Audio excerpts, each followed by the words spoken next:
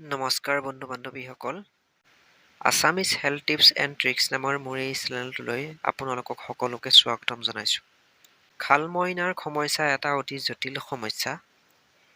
এই সমস্যা সাধাৰণতে 12 বছৰ বয়সৰ পৰা 25 বছৰ বয়সৰ ভিতৰৰ যুৱক যুৱতীসকলৰ মাজত হয় আৰু এই সমস্যা হোৱাৰ বহুতো কাৰণ আছে। এই ভিডিঅ'টোৰ জৰিয়তে এই সমস্যা হোৱাৰ কাৰণ আৰু ইয়াৰ কেইবাটাও ঘৰুৱা প্ৰতিকাৰ তথা বনদৰৱৰ বিষয়ে এই ভিডিঅ'টোত আলোচনা কৰিম। যদি ভিডিঅ'টো ভাল লাগে লাইক, কমেণ্ট আৰু শ্বেয়াৰ কৰিব।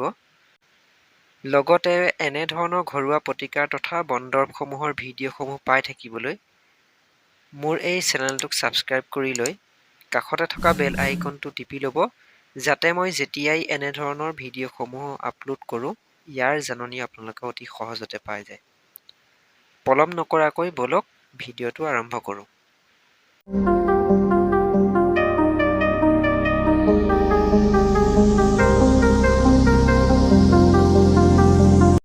খালমইনা সমস্যাৰ বহুতো কাৰণ আছে। এই কাৰণসমূহৰ ভিতৰত মুখ্য কাৰণসমূহ হৈছে ক্ৰমে এনে ধৰণৰ যে হস্তমৈথুন যদি কৰা হয় তেনে ক্ষেত্ৰত এই খালমইনাৰ সমস্যা হয় আৰু পুং মৈথুন কৰিলেও হয়। আনহাতে টোপনি ক্ষতি কৰিলেও এই খালমইনাৰ সমস্যাই দেখা দিয়ে। যে শৰীৰৰ দূষিত পদাৰ্থবোৰ বাহিৰ ওলোৱাত কোনো প্ৰকাৰৰ বাধা পৰিলেও এই সমস্যাই দেখা দিব পাৰে। যে শুক্ৰকোষত অধিক শুক্ৰ জমা হ'লেও এই সমস্যাই দেখা দিয়ে। আনহাতে অধিক স্বপ্নদোষ হ'লেও এই সমস্যা হ'ব পাৰে। বীৰ্যপাত হোৱাৰ সময়ত যদি জোৰেৰে সেই বীৰ্যপাত বন্ধ কৰা হয়, গতিকে তেনে ক্ষেত্ৰতো এই সমস্যাই দেখা দিব পাৰে। আৰু দুশ্চিন্তা বা চিন্তা কৰি থাকিলেও এই সমস্যা হয়। তদুপৰি দেহৰ হৰমনৰ তাৰতম্য হ'লেও এই খালমইনাৰ সমস্যাই দেখা দিব পাৰে। এই ৰোগৰ বহুতো লক্ষণ আছে। এই লক্ষণসমূহ হ'ল ক্ৰমে এনে ধৰণৰ মুখমণ্ডলত সৰু সৰু ফোঁহা উঠে, কেতিয়াবা শৰীৰৰ আন ঠাইতো হ'ব পাৰে। প্ৰথমে ছাল ৰঙা হয়, ফোঁহাৰ দৰে উঠি আহে আৰু পিছত ইয়াত বিষ হ'বলৈ ধৰে। যে পকিলে এই সৰু সৰু ফোঁহাবিলাক যদি চেপা হয় তেন্তে সেই ফোঁহাবোৰৰ পৰা বগা খাল একোডালকৈ ওলাই আহে। খালমইনা সাধাৰণতে যুৱক যুৱতীৰ ক্ষেত্ৰতহে হোৱা দেখা পৰিলক্ষিত হয়।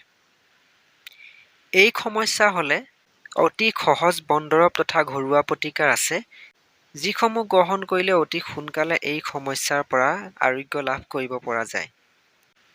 ইয়াৰে প্ৰথম ঘৰুৱা প্ৰতিকাৰ তথা বনদৰৱটো হৈছে গোলনেমুৰ ৰস ৰাতিপুৱা ক্ষুধা পেটত আৰু ৰাতি খোৱাৰ আগতে খাব লাগে। আৰু গোলনেমু এটা ফালি মুখত ভালদৰে ক্ৰমে 5 মিনিটমান ঘঁহিব লাগে। আৰু এই ঘৰুৱা প্ৰতিকাৰ ক্ৰমে 7 দিনমান ব্যৱহাৰ কৰিলে এই সমস্যাৰ পৰা অতি সোনকালে আৰোগ্য লাভ কৰিব পৰা যায়। ইয়াৰে 2 নম্বৰ ঘৰুৱা প্ৰতিকাৰটো হৈছে আমলখিৰ গুড়া, অৰ্জুন গছৰ ছালৰ গুড়া, মুলতান মাটি আৰু বগা চন্দন পিহি মৌৰ সৈতে মলম কৰি খালমইনা হোৱা ঠাইত খুব ভালদৰে লগাব লাগে। এনেকৈ যদি ব্যৱহাৰ কৰা হয় তেন্তে এই খালমইনা হোৱা সমস্যাৰ পৰা অতি সোনকালে আৰোগ্য লাভ কৰিব পৰা যায়।